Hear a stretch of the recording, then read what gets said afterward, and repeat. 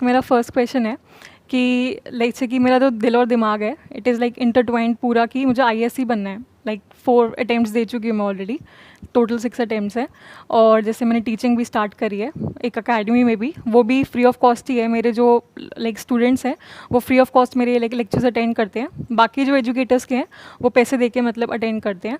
और मैंने like YouTube पे भी शुरू किया है पढ़ाना यूपीएससी का ही स्टूडेंट्स को।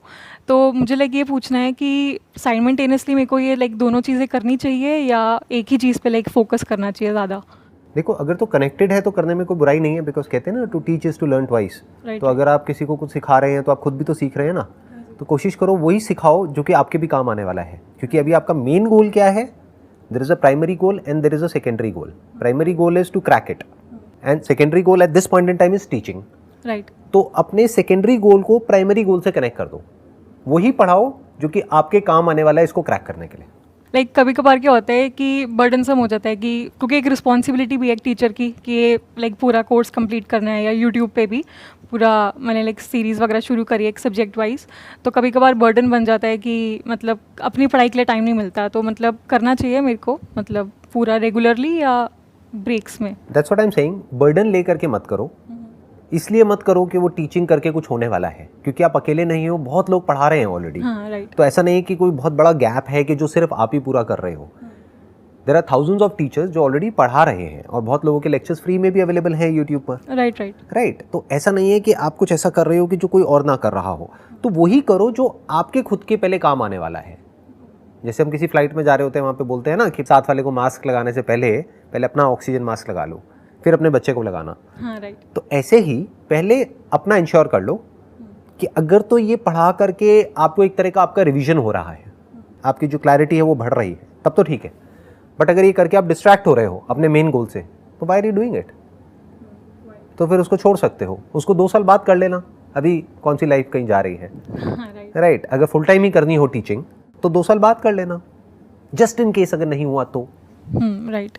My next question is like किस्मत बोलते हैं कि बहुत बड़ी चीज़ है कि अगर जैसे अभी मेरा क्लियर नहीं हुआ था तो फ्रेंड्स ने भी बोल दिया कोई नहीं, किस्मत में नेक्स्ट टाइम ट्राई कर लियो। और बड़े बुजुर्ग भी कहते हैं कि कोई बात नहीं, किस्मत में नहीं होगा या भगवान को मंजूर नहीं होगा।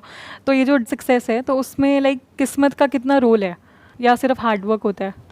ना तो सिर्फ हार्डवर्क होता है, ना सिर्फ किस्मत होती है। पहले समझना पड़ेगा कि किस्मत होती क्या है। आप अपने लिए गोल सेट करते हो, उसके होने की प्रोबेबिलिटी x होती है। हाँ, राइट। फिर जब वो नहीं होता है तो आप बीच में इस कॉन्सेप्ट को ले आते हो जिसको किस्मत बोलते हैं। राइट फ्रॉम डे 1 आपको पता है कि इसकी होने की प्रोबेबिलिटी ये है कि इतने लोग अप्लाई करते हैं, उसमें से इतनों का होता है, इतनों का नहीं होता है। So that is absolutely clear. तो वहाँ पर किस्मत का रोल बीच में नहीं आया। That's simple mathematics.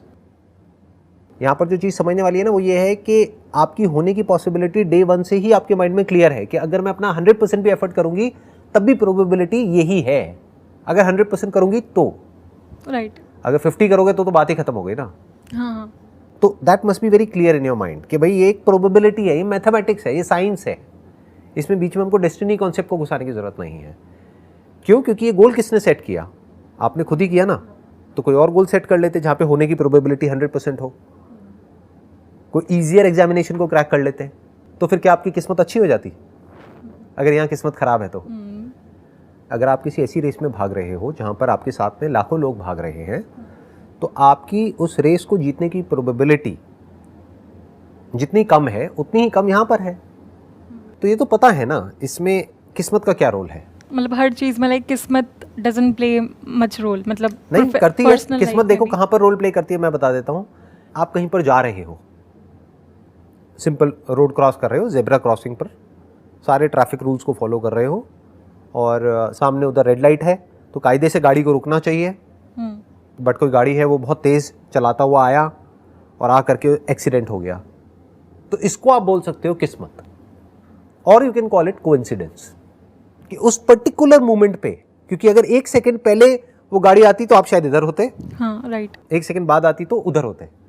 तो that is basically A coincidence कि एक पॉइंट पे जा करके वो एक्सीडेंट हो गया, वो इवेंट हो गया, दैट अकरेंस टुक प्लेस। तब आप कह सकते हो कि वो हो गया। एक्चुअल में वो इवेंट ही है, बट उसको अगर आप चाहो तो किस्मत का नाम दे सकते हो। क्यों? क्योंकि आपके साथ बुरा हुआ फिजिकली, तो आप कह सकते हो मेरी किस्मत खराब थी। बट इसको भी समझ करके कि that was not actually destiny, कि ऐसा नहीं है कि वो होना था और वो हो गया. That was just a coincidence. Next question, like मैं मतलब मेडिटेशन भी करती हूँ और लेकिन वो हर रोज़ नहीं कर पाती, लाइक बिजी शेड्यूल है. तो मुझे बस ये पूछना था कि मैं उसको एक हैबिट कैसे बनाऊँ कि सो दैट वो रोज़ मैं मेडिटेशन कर सकूँ, क्योंकि एक इस फील्ड में लाइक सिविल सर्विसेज के मेंटल प्रेशर भी बहुत है. तो मेडिटेशन कहीं ना कहीं हेल्प भी करेगा और वो अल्टीमेट गोल भी होता है कि who am I want to discover myself. आपके क्वेश्चन में दो अलग अलग चीज़ें हैं. एक तो है कि आपका जो गोल है, जो सेंटेंस को क्रैक करने का है, आपको ये लग रहा है कि मेडिटेशन उसमें हेल्प करेगा क्योंकि कहीं ना कहीं किसी ना किसी की बात आपने सुनी है कि वो इसमें हेल्प करेगा, राइट? विच मे और may not be true. Okay, that is one aspect of it. Second, आपने कहा हु एम आई हमारा अल्टीमेट गोल है. Definitely that's the ultimate goal of life. But अभी जो आपका जो करंट अभी जो गोल है अगले 2 साल तक, वो कुछ और है. वो हु एम आई को फिगर आउट करना नहीं है, वो आप बाद में भी फिगर आउट कर सकते हो. 2 साल बाद भी आराम से डीपली, जब आपके पास में टाइम होगा, मेंटल स्पेस होगा, तब इसके बारे में आप सोच सकते हो. तो अभी उस एस्पेक्ट को हम हटा देते हैं. अभी बात करते हैं meditation as a tool to enhance your productivity for the examination that you want to crack. Right. तो what is meditation? That needs to be understood. Meditation का कोई पैटर्न नहीं होता है. उसके लिए किसी हैबिट को डेवलप करने की ज़रूरत नहीं है, क्योंकि फिर तो हो गया कि आप फोर्सफुली कुछ कर रहे हो. आपके लिए मेडिटेशन का मतलब हो सकता है मे बी डांस और सिंगिंग और just walking on your terrace, या किसी ऐसी जगह पर जहाँ पर बहुत खुली स्पेस हो और आप आँख खोल करके, आँख बंद करके नहीं, आँख खोल करके वहाँ पर बैठे हुए हो और उस खुली स्पेस को देख रहे हो. ये भी हो सकता है आपके लिए मेडिटेशन. और ये भी हो सकता है कि कोई आ करके आपको बता रहा है कि आपको इतने घंटे आंख बंद करके बैठे रहना है और ये करना है, वो करना है, but you don't feel like doing it and still you are doing it. तो वो तो अननेसेसरी आप अपने लिए कॉम्प्लिकेशन पैदा कर रहे हो ना. राइट. एक तो पहले से ही आपके ऊपर प्रेशर है एक एग्जामिनेशन को क्रैक करने का, which is an immense pressure psychologically, physically, मतलब पढ़ाई करना, ये करना, वो करना, जो भी आपका पास्ट है, यानी पिछले 4 अटेम्प्ट्स में जो फेलियर मिला है, प्लस जो सिर्फ 2 अटेम्प्ट्स रह गए हैं. तो एक तो वो प्रेशर माइंड पर, ऊपर से एक नया प्रेशर आपने अपने लिए क्रिएट कर लिया कि अब मेरे को डेली 1 घंटा बैठ करके ना मेडिटेशन करना है. This is a very very foolish approach जो ज़्यादातर लोग अडॉप्ट कर लेते हैं. क्यों? किसी और की बातों में आकर के अपना दिमाग नहीं लगाते हैं. मेडिटेशन का मतलब क्या है? कुछ भी ऐसा जिससे कि you can just let go of everything, whatever is going on here, for a few moments or for a few minutes or for a few hours. Okay, it can be like pursuing my hobby also as well. Why not? अगर आपकी जो hobby है, मान लो painting है, क्या है आपकी hobby जैसे? डांसिंग. तो अगर आपको डांस करना अच्छा लगता है, अब आपको भी अपने आप से पूछना है ज़्यादा अच्छा क्या लगता है डांस में भी, because dance in itself is a broad category ना. डांस में कौन सा dance? Classical dance, western dance, western. या राइट, हाँ, जो भी है. अब डांस करना ज़्यादा अच्छा लगता है, डांस सीखना ज़्यादा अच्छा लगता है. If you want to learn something new, तो उसको एज अ मेडिटेशन देख लो. तो अब आपको अलग से 1 घंटा निकालने की ज़रूरत नहीं है अपने दिन में. दिन में 1 घंटा आपने डांस सीखा, प्लस उसको सीखने के चक्कर में क्या हुआ, आपका पूरा कॉन्शियस माइंड वहाँ पर लग गया. तो ध्यान करना नहीं है, ध्यान देना है. आपने ध्यान दिया, कहाँ दिया? अपनी हॉबी पर दिया, डांस पर दिया. Your body, mind and soul gets connected to that one thing that you are doing, that one action that you are taking. This is meditation. अब आप ध्यान में हो, ध्यान कर नहीं रहे हो. ध्यान करना इज अ वेरी वेरी, मैं क्या बोलूँगा, ये बहुत ही बेसिक लेवल की बातें हैं. चाइल्डिश है बेसिकली ये चीज़ें. जो लोग इन बातों को मान लेते हैं और प्रैक्टिस करने लग जाते हैं, एक पैटर्न को फॉलो करने लग जाते हैं. That's like our monkey mind, कि जैसे उसमें क्या होता है कि इमिटेशन चलता रहता है. एक किसी ने कुछ बोला, एक मंकी का कोई आइडल है या उस ग्रुप का कोई लीडर है, उसने कुछ किया तो बाकी सारे बंदर भी वही कर रहे हैं, या एक हर्ड मेंटालिटी होती है. हाँ, इस फील्ड में ऐसा है भी. लाइक जो IAS बन जाते हैं तो उनके वीडियोस लाइक है ही free of cost available on YouTube. तो उन्होंने लाइक अगर कोई बोलता है कि 16 घंटे पढ़े, तो लोग भी पागलों की तरह शुरू हो जाते हैं 16 घंटे. तो ये होता है, लाइक हर्ड मेंटालिटी काफ़ी है इस फील्ड में. हर फील्ड में है. दुनिया की ऐसी कौन सी फील्ड है जहाँ पर हर्ड मेंटालिटी नहीं है? क्या आपकी फैमिली में नहीं है? क्या फ्रेंड सर्कल में नहीं है? फ्रेंड सर्कल में हम उसको नाम दे देते हैं पीयर प्रेशर. फैमिली में नाम दे देते हैं भाई सोसाइटी का अपना, हमारी इज्जत है, हमारा रुतबा है, लोग क्या कहेंगे and all that. Right. Career में भी है. आप आगे जा कर के कहीं जॉब करोगे, अब चाहे गवर्नमेंट में करो चाहे प्राइवेट में करो, वहाँ पर भी है। कहाँ नहीं है? एक अथॉरिटी है, उसको ब्लाइंडली फॉलो किया जाता है, उसको क्वेश्चन कोई नहीं करता है।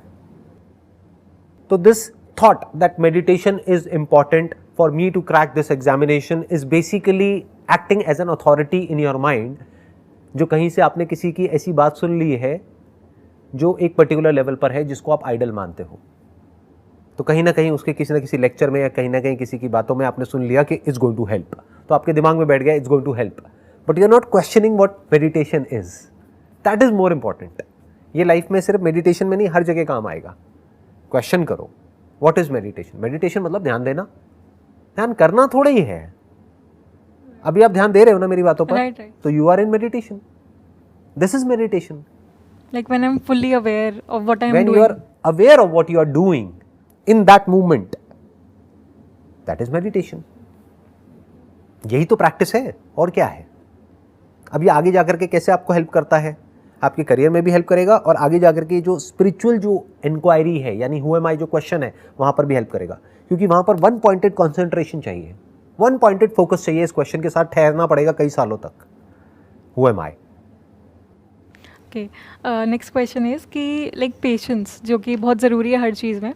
लाइक कभी कभार मैं इम्पेशेंट हो जाती हूँ, क्योंकि पेशेंस इज़ व्हाट कि अगर हमारे अकॉर्डिंगली रिजल्ट्स ना आए तो इम्पेशेंट हो जाते हैं। लाइक क्रैक नहीं हुआ, 1-2 नंबर से रह गई, या फिर जैसे मैंने यूट्यूब पे किया, कंटेंट अच्छा है लेकिन जो व्यूज़ आते हैं कुछ भी, मतलब आजकल तो पता ही है कुछ भी ट्रेंड हो जाता है, तो हम इतनी मेहनत करते हैं तो उस पे नहीं आते कुछ, तो वो इम्पेशेंस आ जाता है मेरे अंदर।